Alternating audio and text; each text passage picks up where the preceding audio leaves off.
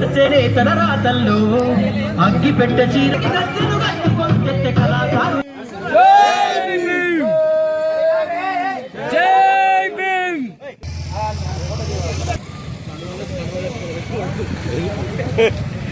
Next year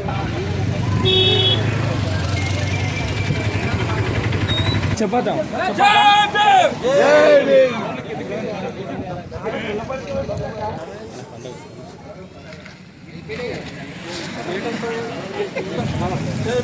జై భీమ్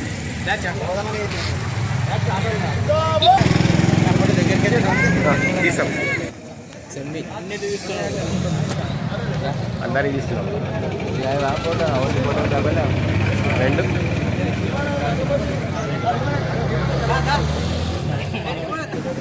బాబాయ్ కొట్టినా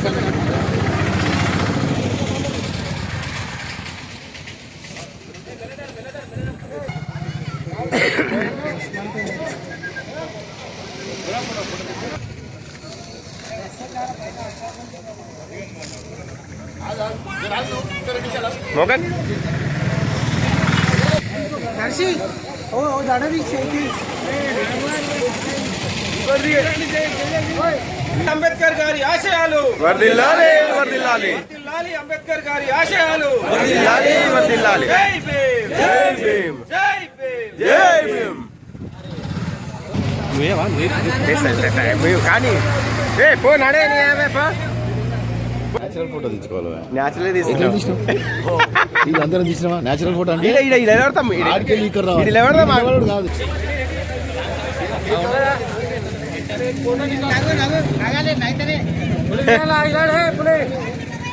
జై భీమ్ జై భీమ్ జై భీమ్ జై భీమ్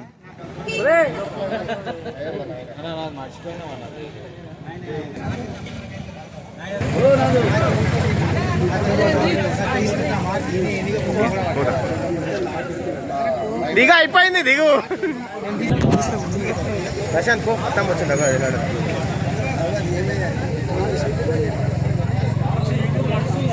ఎంట కొన్ని ముందరగా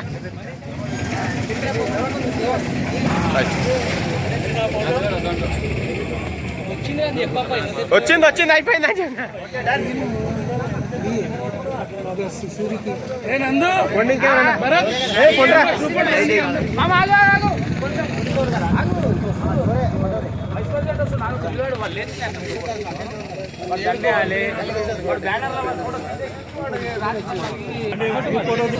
ఏ నందు పోరా అన్నీ తీస్తున్నా కానీ పోండి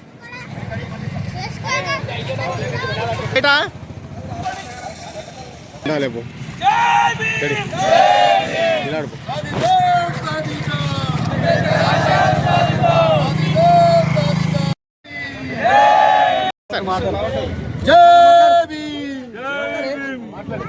శుభాకాంక్షలు.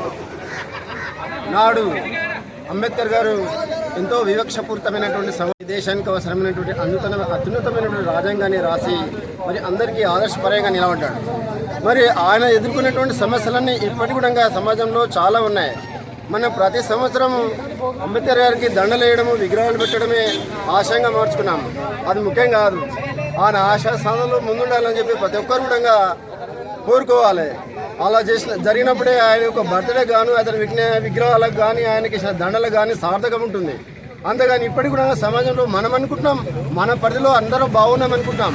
కానీ సమాజంలో కూడా వెనుకబడినటువంటి గ్రామీణ ప్రాంతాల్లో కూడా ఇప్పటికీ చాలా రకాలైనటువంటి మూఢనమ్మకాలు మన గుడి కాడ కానీ నీళ్ళు తాగే దగ్గర కానీ మన దావతుల కాడ కానీ చాలా రకాలైనటువంటి వివక్షపూరితమైనటువంటి పరిస్థితులు ఇప్పటికీ చాలా ఉన్నాయి. ఇలాంటి పరిస్థితులు అన్నిటి కూడా రూపమాపాలంటే అందరం కూడా దళిత సమాజం అని కాకుండా బహుజన సమాజం మొత్తం అంటే ఎస్సీ ఎస్టీ బీసీ మైనార్టీ ప్రతి ఒక్కరు కూడా ఇలాంటి సమస్యలను ఎదుర్కోవడానికి సిద్ధంగా ఉండి వీటి రూపమాపడానికి ప్రతి ఒక్కరు చేయాల్సింది సందర్భం ఉంది. కాబట్టి గతంలో జేవీపీఎస్ వచ్చినప్పుడే చాలా మటుకు మనకు గుడిమెట్లు ఎక్కేటటువంటి పరిస్థితి వచ్చింది. ఇప్పటికి కూడా మనం అనుకున్నాం చదువుకున్న కొద్దిమంది మాత్రం గుడిమెట్లు ఎక్కుతున్నాం. కానీ ఇంకా చాలామంది గుడిమెట్ల కిందన కూర్చొని నేను ఉగాది పంచాంగం కానీ పూజల కాడ కానీ నిలబడాల్సిన పరిస్థితి వస్తుంది. అలాంటిది కాదు. వాడిని కోసినా వచ్చేది రక్తమే, నిన్ను కోసినా వచ్చేది రక్తమే, అందరం సమాజమే. దేవుడు అందరికీ సమానమే. కాబట్టి ఇలాంటి పరిస్థితులను గుర్తించి ప్రతి ఒక్కరు కూడా ఇలాంటి వివక్షపూరితమైనటువంటి పరిస్థితులను ఎదుర్కోవడానికి సిద్ధంగా ఉండి వీటిని రూపొందడానికి అంకితాబద్ధం కృషి చేయాలని చెప్పి ఈ సందర్భంగా తెలియజేస్తూ, అదేవిధంగా గ్రామంలో కూడా చాలామంది తాగడము తినడం అనేటటువంటి ఆశయంగా మార్చుకున్నట్టుంది. ఎప్పటి చూసినా వాట్సాప్ ఫేస్బుక్లలో స్టేటస్లు అవే కనిపిస్తున్నాయి. నిత్యం తాగడానికి అద్దు ఉండాలి, అది మార్చుకొని మనం దండలు వేస్తున్నామని చెప్పి తెల్లారంగానే వీటిని మర్చిపోయే లాభం లేదు. దాన్ని నిజం అని నిరూపించి ఆయన ఆశ సాధనలు ప్రతి ఒక్కరూ మూలంగా ముందుండి నడవడానికి కృషి చేయాలని చెప్పి సందర్భంగా తెలియజేస్తున్నా. నేను తాగుతున్నారని చెప్పి మాట్లాడుతున్నాను ఎవరు కూడా తప్పుగా భావించుకోవద్దు. ఎందుకంటే అద్దు ఉండాలని మాత్రమే చెప్తున్నాను నేను. ఈ ప్రతి ఒక్కరిలో ఉంది అనుకున్నాం, లేదని చెప్పట్లేదు. కానీ అద్దుతో బతకాలి, పిల్లలు ఉన్నారు, సంసారాలు ఉన్నాయి, అందరం బాగుండాలి, అందరం మంచిగా బతకాలి అనే ఉద్దేశమే నాది తప్ప ఎవరిని కించపరిచేటటువంటి పరిస్థితి లేదు. కాబట్టి ఏదేమైనప్పటికీ అంబేద్కర్ గారి ఆశయ సాధనలు కూడా ప్రతి ఒక్కరు ముందుకు నడవాల్సిన అవసరం ఉందని చెప్పి తెలియజేస్తూ ఈ అవకాశం ఇచ్చిన పెద్దలందరికీ కృతజ్ఞతగా తెలియజేసుకు సెలవు తీసుకుంటాం. శుభాకాంక్షలు తెలియజేస్తున్నాను అందరికీ. ఏంటంటే ముఖ్యంగా ఇప్పుడు మనకు ఏదైతే మామూలుగా అందరికీ తెలిసిన విషయమే అది, కాకపోతే కొంత వివక్షకు మనం గురవుతున్నాము. దాన్ని మనము అందరూ కలిసికట్టుగా దాన్ని రూపుమాపాలని ప్రయత్నాన్ని చేయాలి. అది అంబేద్కర్ గారి యొక్క ఆశయం. అది ఇంకోటి పాపులేషను 70% మంది యువతదే కాబట్టి యువత కలుసుకుంటే ఏదైనా చేయగలుగుతుంది. కాబట్టి మనువాదాన్ని ఈ మనువాదానికి సంబంధించిన అడ్డుగోడలను కూల్చేస్తూ గట్టి నిర్ణయం యువతనే తీసుకోవాలి. ముందున్న సమాజం ఇప్పటికీ కొంచెం మెరుగనే ఉంది, దాన్ని అదేవిధంగా కంటిన్యూ చేయాలని యువతకు నా సందేహం చిన్నది. గ్రామ పెద్దలకు అంబేద్కర్ సభ్యులకు అందరికీ 134వ జయంతి శుభాకాంక్షలు. ఫస్ట్ సబ్జెక్ట్కి వస్తా. అందరికీ తెలుసు మనం ఇప్పుడు ఈ జయంతి ఎందుకు చేస్తాం అనేది. మెయిన్ అంబేద్కర్ ఒక్క మాట అయిపోయిండు, పొలిటికల్గా మనం ఎదిగినామంటే రాజ్యాంగం మన చేతిలో, మనకు మంచి రాజ్యాంగం ఇచ్చాడు. అంబేద్కర్ జయంతి అంటే ఓన్లీ పూలమాలలు వేసి అది చేసి ఏదో ర్యాలీలు చేసి అన్నట్టు కాదు. మన ఆశయ సాధన కోసం ప్రతిసారి మనకు మెయిన్ పాయింట్ ఏంటంటే ఒక్కటి ఇచ్చిండు, బానిసకు ఆత్మగౌరవానికి మరియు ఒక అవమానానికి తేడా తెలియదు. కానీ ఆత్మగౌరవానికి తేడా ఎప్పుడైతే బానిస తెలుసుకుంటాడో అప్పుడు ఎవరి ముందట చేపడు. అంబేద్కర్ కోరుకున్నది అది ఒకటే, సెల్ఫ్ రెస్పెక్ట్. ఆ సెల్ఫ్ రెస్పెక్ట్ అనేది ప్రతి ఒక్కరికి మైండ్లోకి వచ్చి ఉన్నదంటే ఎవరు కూడా రాజకీయంగా ఆర్థికంగా కానీ తనంతట తానే వృద్ధి చెందుతూ ఉంటాడు. అదే చెప్పిండు. 1956 సెప్టెంబర్ 30న Ambedkar republic party of India అనే పార్టీ స్థాపించారు. ఆ పార్టీ ముఖ్య ఉద్దేశం ఏంటంటే రాజకీయంగా బ్యాక్వర్డ్ క్లాసెస్ కానీ షెడ్యూల్ క్యాస్ట్ కానీ ఖచ్చితంగా అభివృద్ధి చెందడానికే ఆ పార్టీ స్థాపించడం జరిగింది. ఆ మూల ఉద్దేశం. కానీ చాలామంది మేధావులు మన యూనిటీ లేకుండా అప్పట్లో ఆ పార్టీ మొత్తం కనబడకుండా పోయింది. అంబేద్కర్ మరణానంతరం పార్టీ లేకుండా పోయింది. కానీ మళ్ళీ అదే పార్టీ అందరూ ఇప్పుడున్న ప్రస్తుత యువత బుక్స్ చదువుకొని అంబేద్కర్ ఒకటి చెప్పిండు, ఏంటంటే నన్ను దండలలో విగ్రహాలలో చూడకండి, నన్ను చదవండి, నన్ను చదివితే మీకు అర్థమవుతాను అని చెప్పిండు. అందరు ప్రతి ఒక్కరు రాజకీయమే ప్రతి ఏజెండా ఇవ్వకూడదు అని చెప్పి మేల్కోవాల్సిందిగా కోరుతున్నాను. జై భీమ్. జయంతి సందర్భంగా చేసిన గ్రామ పెద్దలకు మరియు మా యూత్ సభ్యులకు ప్రతి ఒక్కరికి అంబేద్కర్ జయంతి శుభాకాంక్షలు తెలియజేస్తున్నా. అయితే జై భీమ్ అని చెప్పేసి అందరూ స్లోగన్ ఇస్తున్నారు. చాలామందికి తెలుసో తెలియదు, జై భీమ్ అంటే అర్థం తెలుసుకోవాల్సిన అవసరం ఉంది. జై అంటే వర్ధిల్లాలి, భీమ్ అంటే జ్ఞానం వర్ధిల్లాలి అని చెప్పేసి దాని అర్థం. అయితే బాబాసాహెబ్ గారు మన దేశం కోసం రాజ్యాంగాన్ని రచించిన వ్యక్తి. అయితే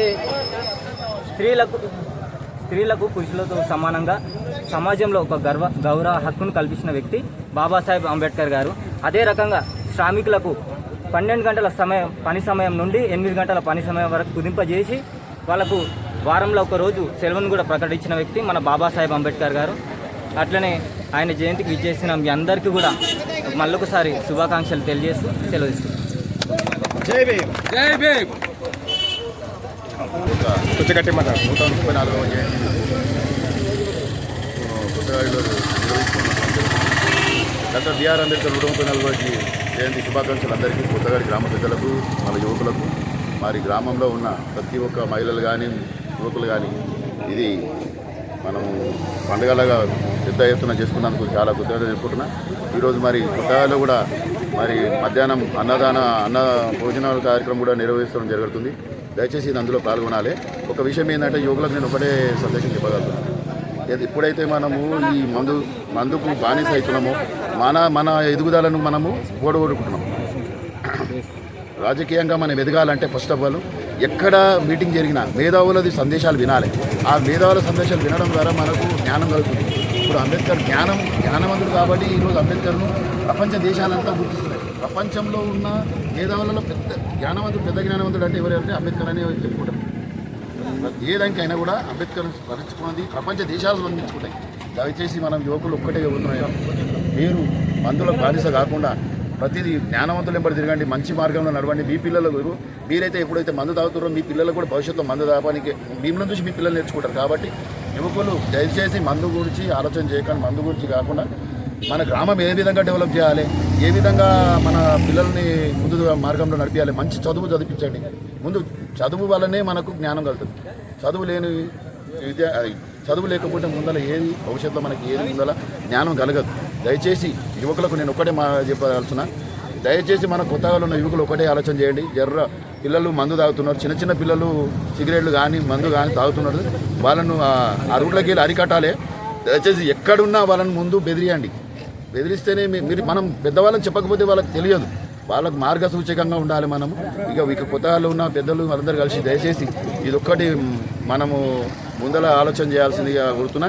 ఇంకోటి ఏంటంటే కొత్తగాలో వేరే ప్రాంతాల్లో వచ్చి కొద్దిగా దందాలు కూడా చేస్తున్నారు. దాంట్లో కొద్దిగా డ్రగ్స్ కొద్దిగా అమ్ముతున్నారని తెలిసింది. దయచేసి దాన్ని కూడా ఎవరు గుర్తించి వాళ్ళను బహిరంగంగా లేదంటే పోలీసులకు పట్టించండి.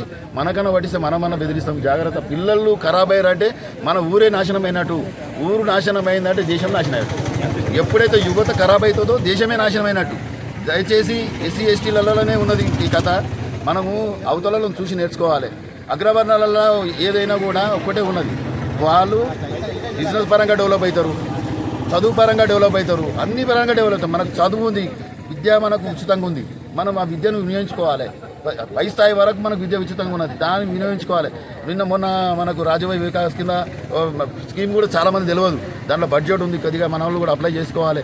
ఇంకో విషయం ఏంటంటే అంబేద్కర్ ఆశయాలు సాధిద్దామని కాదు, అంబేద్కర్ ఏ నడవడిక నడిచిండో అది ఆయన నడవే విధంగా ఆయన ఆశయాలను సాధించడు కాదు. ఆయన ఏ విధంగా మన జ్ఞానం పొందిండో మనం ఆ జ్ఞానం పొందుకోనికే ప్రయత్నం చేయాలని ఈ సభాముఖం నేను తెలుసుకొని కొత్తగా ఈ అవకాశం ఇచ్చినందుకు ఈ యువకులకు మరి గ్రామ పెద్దలందరికీ నా నమస్కారాలు తెలుసుకోండి.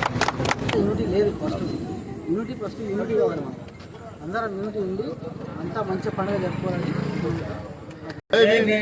వాస్తవానికి ఈరోజు వాక్ స్వాతంత్ర హక్కు ఉన్నది అంటే ఈరోజు స్వేచ్ఛగా మనము దళితులు బ్రతుకుతున్నామంటే కారణం ఏంటంటే అంబేద్కర్ గారు. ఒక మాటలు చెప్పాలంటే ఆయన ప్రపంచంలో ఉన్నటువంటి అన్ని దేశాలలో నుండి జ్ఞానం సంపాదించినాడు. ఒక బానిసత్వంలో నుంచి, ఒక అంటరానితనం నుంచి, ఒక వివక్షత నుంచి ఒక స్త్రీని కానీ పురుషుని కానీ ఏ విధంగా బయటకు తీసుకురావాలో చాలా జ్ఞానం సంపాదించి ఆయన ఏం చెప్పిండంటే బానిసత్వం నుంచి మనుషులను మొదటిగా విడిపించాలని చెప్పినాడు.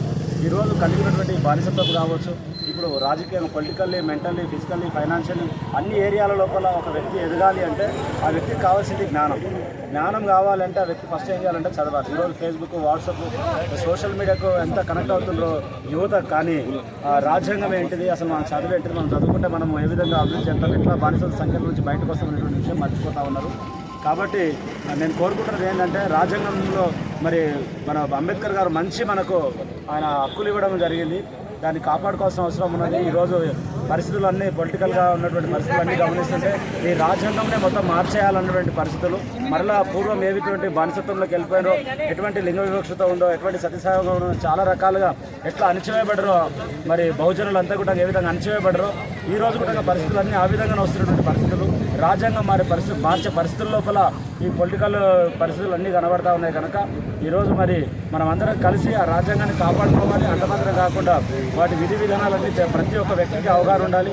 నా ఆశ ఒకటే, ప్రతి స్టూడెంట్స్ దగ్గర, ప్రతి ఇంట్లో మరి ఖచ్చితంగా ఈ యొక్క రాజ్యాంగం అనేది ఖచ్చితంగా ఉండాలి. హక్కులని ప్రతి ఒక్కరికి తెలిసి ఉండాలని చెప్పేసి మనస్ఫూర్తిగా కోరుకుంటున్నాం. స్వేచ్ఛ స్వతంత్రాలతో బ్రతకాలని, ఆ బానిసల సంఖ్యల నుంచి, చెడు అలవాట్ల నుంచి విముక్తి పొంది అనేకులకు మనము బ్లెస్సింగ్గా ఉండాలని ఆశిస్తూ, నాట్ ఓన్లీ ఇండియా, అన్ని దేశాలను ఏలేటువంటి ఒక ఉన్నతమైన స్థానానికి మనం రావాలంటే రాజ్యాంగం ఖచ్చితంగా మనం తెలిసి ఉండాలి. కాబట్టి మన పిల్లలకు మన చదువుతో పాటు ఆ రాజ్యాంగం నైతిక విలువలు, హక్కులు, వాటి గురించి కూడా అవగాహన కల్పించే విధంగా ఉండాలని కోరుకుంటూ ముగిస్తున్నాను. జై భీమ్. ఈరోజు అంబేద్కర్ గారి యొక్క 134వ జయంతిని పురస్కరించుకొని కొత్తగాడి అంబేద్కర్ యువజన సంఘం ఆధ్వర్యం లోపల నిర్వహిస్తున్నటువంటి జయంతి ఉత్సవాలలో భాగంగా విచ్చేసిన యువజన సంఘ అధ్యక్ష కార్యదర్శులు, ఇక్కడ వచ్చిన విద్యావంతులు, మేధావులు, పుర ప్రముఖులు, కుల పెద్దలు, వివిధ సంఘాల నుంచి వచ్చిన వారందరికీ కూడా అంబేద్కర్ జయంతి యొక్క శుభాకాంక్షలు తెలియజేస్తాం. ముఖ్యంగా మన భారతదేశానికి దళిత అట్టడుగు వర్గాలకు దిక్సూచి లాంటి వాళ్ళు బాబు జగజీవన్ రామ్ గారు, అంబేద్కర్ గారు. ఒకరు రాజకీయంగా బీజేఆర్ గారు అత్యున్నతమైనటువంటి స్థానమైనటువంటి ఉప ప్రధాని వరకు రాజకీయంగా ఎదిగితే, అత్యున్నతమైనటువంటి విద్యా విధానాన్ని ప్రపంచ మేధావిగా వెలుగొందినటువంటి అంబేద్కర్ గారు దేశం లోపల అత్యున్నతమైనటువంటి స్థానము న్యాయశాఖను నిర్వహించి, అదేవిధంగా ఈ దేశం లోపల ఉన్నటువంటి ఒక వ్యక్తి ప్రపంచ జ్ఞానిగా వెలిసిల్లి మన దేశానికి అట్టడుగు వర్గాలకు దిక్సూచి అయినటువంటి భారత రాజ్యాంగాన్ని పూర్తి స్థాయి లోపల ఈ ప్రపంచ దేశాలు గర్వపడే విధంగా ఒక లిఖితపూర్వకమైనటువంటి రాజ్యాంగాన్ని రాసించి మన జాతికి మార్గదర్శకంగా నిలిచిండు. ముఖ్యంగా ఇక్కడ వచ్చే మెసేజ్ ఏంటంటే, అంబేద్కర్ గారి ఆశయాలను ముందుకు తీసుకుపోవాలి అంటే మన పిల్లలను విద్యావంతులను చేసి సన్మార్గం లోపల తీసుకుపోవడం మాత్రమే. మన తండ్రులు, మన తాతలు చదువుకోలేరు. ఇక్కడ ఉన్న ఇంచుమించు ఫస్ట్ జనరేషన్ ఉంటుంది చదువు లోపల. కాబట్టి మన నెక్స్ట్ తరానికి మాత్రము మన నాయనలకు, మన తాతలకు పట్టిన గతి పట్టకుండా వాళ్ళను విద్యావంతులను చేసి, విద్య అనేది ఉద్యోగం కోసమే కాదు, విద్య అనేది ఉపాధి కోసము, విద్య అనేది రాజకీయ చైతన్యం కోసము, విద్య అనేది ఆర్థిక చైతన్యం కోసము, విద్య అనేది సర్వానికి మూలము. ఒక మనిషికి పెన్సిలిన్ ఇంజెక్షన్ ఎంత ముఖ్యమో విద్య కూడా అంతే ముఖ్యం. కాబట్టి విద్య అనేది సాధించినట్లయితే వాళ్ళ ఆశయ సాధన సాధించినట్లంట అని చెప్పి నేను యువతకు పిలిపిస్తున్నా. ముఖ్యంగా నెక్స్ట్ రెండు తరాలు కలిసిపోయినాయి. మన నాయనలు చదువుకోలేరు, మన తాతలు చదువుకోలేరు. ఇప్పుడు మనం బాగా చదువుకుంటున్నాం. మన పిల్లలను చదివించాలి, మన పిల్లలతో పాటు విద్యా విధానాన్ని పెంపొందించాలి. ప్రస్తుత సమాజం లోపల జరుగుతున్నటువంటి సాంకేతిక పరిజ్ఞానాన్ని మనం ముందుకోవాలంట అని చెప్పి తెలియజేసుకుంటూ, ఈ అవకాశం ఇచ్చిన యువజన సంఘం సభ్యులకు, ఇక్కడ ఉన్న గ్రామ పెద్దలందరికీ కూడా, ఇక్కడ నిర్వాహకులకు అందరికీ కూడా మరోసారి శుభాకాంక్షలు తెలియజేసుకుంటూ తీసుకుంటా ఉంటాం. ఒక నిమిషం సార్ను పరిచయం చేస్తాను. సారు టీఎస్యూటీఎఫ్ రాష్ట్ర కమిటీ సభ్యులు, మన ఇక్కడ నాగిరెడ్డిపల్లి వాసులు, మన ఎమ్మెల్సీ ఉపాధ్యాయ ఎమ్మెల్సీగా కాంటెస్ట్ చేసినటువంటి పాపన్న గారి మాణిక్ రెడ్డి సార్ని మాట్లాడవలసిందే కోరుతున్నాను. మిత్రులారా, ముందుగా మనమంతా ప్రపంచ మేధావి, మొత్తం ప్రపంచంలోనే ఒక పెద్ద ప్రజాస్వామ్య దేశంగా తీర్చిదిద్దేందుకు అందుకోసమైన రాజ్యాంగాన్ని రచించిన గొప్ప మేధావి డాక్టర్ అంబేద్కర్, బాబాసాహెబ్ అంబేద్కర్ గారి జయంతి ఉత్సవాలను ఈరోజు మనం జరుపుకుంటున్నాం. ఏదేమైనా ఈరోజు ప్రపంచంలో ఉన్న ప్రజాస్వామ్య దేశాల్లో ఒక అగ్రగామి దేశంగా నిలబడ్డది అంటే ఆనాడు 134 ఏళ్ల క్రితం జన్మించిన అంబేద్కర్ గారి స్ఫూర్తి కానివ్వండి, ఆయన మొత్తం జాతి భవిష్యత్తును ఊహించి తను తీసుకున్న నిర్ణయాలు కేవలం బడుగు బలహీన వర్గాలకే కాకుండా మొత్తం జాతి యావత్తు మొత్తం ఐక్యం కావాలి, జాతి యావత్తు మొత్తం యువత వీళ్ళందరూ కూడా జాతి పునర్నిర్మాణంలో అంకితం కావాలనే ఉద్దేశంతో ఆయన అనేక రకాలుగా ఆలోచించి రచించిన రాజ్యాంగమే ఈరోజు మనకు ఒక శ్రీరామ రక్షలాగా ఉన్నది.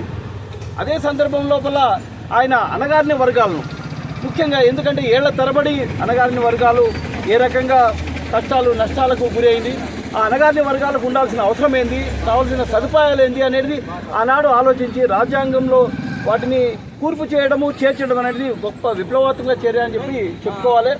ఎందుకంటే అణగారిన వర్గాల ఏ రకంగా వాళ్ళు బాధపడ్డారు అనేది మామూలుగా ఇక్కడ నేను చెప్పినా అది పూర్తిగా ఇన్హెరెంట్గా వస్తుందని కూడా అనుకోవద్దు. దాన్ని అనుభవించిన ఆ జాతి కానివ్వండి, అనుభవించిన వర్గం కానివ్వండి, వాటిని చవిచూసిన శతాబ్దాల తరబడి అనుభవించిన వర్గాలకు అది ఇంకా మరింత దాని బాధ అనేది తెలుస్తుంది. అది తాను స్వయంగా దాన్ని అనుభవించిన వాడు కాబట్టి ఆయన చదువుకునేటప్పుడు కానివ్వండి, క్లాసులో పోయేటప్పుడు కానివ్వండి, ప్రతి క్షణం అడుగడుగున అనుభవించిన అతను హృదయంలోంచి వచ్చిన ఆ బాధను రేపు రాబోయే రోజుల్లో దానికి ఉపశమనం కావాలని చెప్పి ఆలోచించి రాజ్యాంగంలో మనకు ఒక హక్కు కల్పించింది అనమాట. ఈరోజు ఆ రకంగా మొత్తం మార్క్స్ అడుగుజాడల్లో జ్యోతిరావు పూలే కూడా నాకు ఆదర్శం అని చెప్పిండు. ఎవరు? బాబాసాహెబ్ అంబేద్కర్. ఎందుకంటే ఒక గొప్ప ప్రజాస్వామ్యవాది కాదు, ఒక సామ్యవాది, సోషలిస్టు ఆయన. ఆ రకంగా ఈరోజు భారతదేశానికి ఆయన ఇచ్చిన ప్రజాస్వామ్యాన్ని రక్షించుకోవడము ఈరోజు యువత యొక్క ప్రధాన లక్ష్యం. ఎందుకోసం అంటే రాజకీయాల్లో ఒక విధమైన అంటే వాతావరణం చూస్తుంటే ఒక అంటే అసహనం పెరుగుతున్నది. అది ప్రజాస్వామ్యానికి తీరని నష్టం కలిగించే అంశం. ప్రజాస్వామ్యంలో అసహనం పెరగొద్దు. అసహనం పెరిగితే దాన్ని ప్రజాస్వామ్యం అన్నారు. ప్రజాస్వామ్యానికి పునాది సహనం అంటే తను చెప్పేది నేను వినాలి, నేను చెప్పేది తను వినాలి, మనందరం చెప్పేది విన్న తర్వాత ఒక నిర్ణయం వస్తుంది. అది ప్రజాస్వామ్యం అంటే. కానీ ఈరోజు నేను చెప్పిందే వేదం, నేను చెప్పిందే తినాలి, నేను చెప్పిన బట్టనే కట్టాలి, నేను చెప్పిందే రంగు, మీ రంగు కాదు, ఈ రకంగా ఉంటే ఎట్లా? పైన కేంద్ర పాలకుల వ్యవహారం ఈరోజు చూస్తున్నాం. ఏ రకంగా అణచివేతకు గురి చేస్తున్నారో నిమ్న వర్గాలను మనం చూస్తున్నమాట. దీన్ని అంతటి ఎదిరించే విధంగా జాతి యావత్తు ఈరోజు ముఖ్యంగా యువత నడుం బిగించాలి. బూర్జువా ప్రజాస్వామ్య విధానాలు కానివ్వండి, రంగుల ప్రపంచం కనిపిస్తుంటుంది, దానివైపు ఆకర్షితులవుతారు, అదొక భాగం. దాన్ని కాదని చెప్పి ఈరోజు ఆయన మొత్తం జీవితాన్ని త్యాగం చేసి మన కోసం ఏ రకంగా అయితే ఆయన రాజ్యాంగ రచన కోసం మొత్తం జాతి నిర్మాణం కోసం అంకితమైండో ఆ రకంగా ఆయన చేసిన దాంట్లో ఒక చిన్న నీటి పట్టంత చేసినా ఈరోజు మనం జాతి ప్రజాస్వామ్యాన్ని కాపాడుకున్న వాళ్ళం అవుతాం. అదే వారికి ఒక గొప్ప మహనీయునికి, ప్రపంచ మేధావికి మనం ఇచ్చిన నివాళి అవుతుంది తప్ప కేవలం ఆయన పేరు చెప్పుకోవడం కాదు. ఆయన ఇచ్చిన కర్తవ్యాన్ని ముందుకు తీసుకోవడం మన లక్ష్యంగా ఉండాలి. ఈరోజు మేము చెప్పిందే వేదం అనేది ప్రజాస్వామ్యాన్ని మొత్తం నాశనం చేసే విధంగా వ్యవహరిస్తున్న కేంద్ర పాలకులు, ముఖ్యంగా బీజేపీ కేంద్ర పాలకులు వైఖరిని ఎండగట్టాలి. పేరుతో చెప్పడానికి మనం ఎంతమంది ఆడితే మనలో కూడా మితవాదం పెరిగిపోతున్నట్టు లెక్క. మితవాదం పెరిగితే ఇంకేముండదు. సరే ఇప్పుడు ఏమనుకుంటాడో అని చెప్తే అది కాదు. ఖచ్చితంగా దాన్ని ఎదిరించాలి. దాన్ని ఎదిరించి నిలబడితేనే రాబోయే రోజుల్లో ప్రజాస్వామ్యం మనగలుగుతుంది. ఎవరు తిండి వాళ్ళు తింటారు, ఎవరు అలవాటు వాళ్ళకు ఉంటాయి.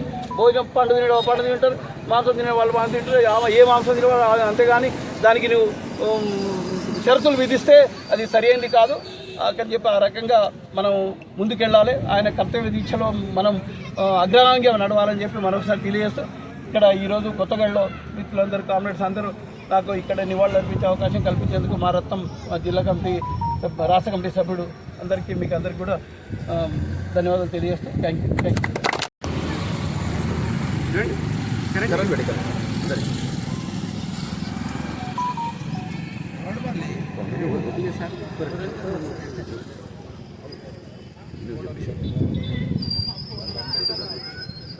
సో ఈరోజు బాబాసాహెబ్ అంబేద్కర్ గారి యొక్క 134వ జయంతి సందర్భంగా మన కొత్తగడి అంబేద్కర్ యువజన సంఘం ఆధ్వర్యంలో ప్రతి ఏటా నిర్వహిస్తున్నటువంటి కార్యక్రమంలో భాగంగా ఈరోజు కూడా ఘనంగా నిర్వహించడం జరిగింది. దాంతోపాటు గతంలో ఏ విధంగా అయితే సాయంత్రం పూట మన వీధుల లోపల ర్యాలీ ఏ విధంగా నిర్వహిస్తున్నామో అదేవిధంగా ఈసారి నిర్వహించడం అనేది మీ అందరినీ కూడా అభినందించదగ్గ విషయం. ఇదే విధంగా గ్రామం లోపల చైతన్యవంతం చేయవలసిన అవసరం ఉంది.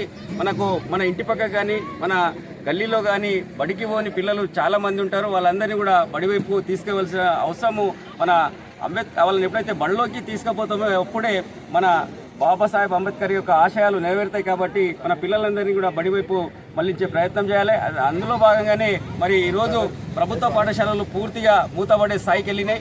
మనమందరం కూడా ఏకమయ్యి ఆ పాఠశాల లోపల ఎన్రోల్మెంట్ పెంచే విధంగా కృషి చేయాలని చెప్పి కోరుకుంటూ ఈ అవకాశం కల్పించడం మీకు ధన్యవాదాలు తెలియజేస్తూ, అదేవిధంగా ఈ కార్యక్రమానికి ఇచ్చేసినటువంటి మన రాష్ట్ర కార్యవర్గ సభ్యులు, మన వైఎస్ఆర్ తెలంగాణ టీచర్ ప్రధాన సంపాదకులు మాణిక్ రెడ్డి గారికి కూడా కృతజ్ఞతలు తెలియజేస్తూ ఈ అవకాశం కల్పించడం మీకు ధన్యవాదాలు తెలియజేస్తూ ముగిస్తున్నాను.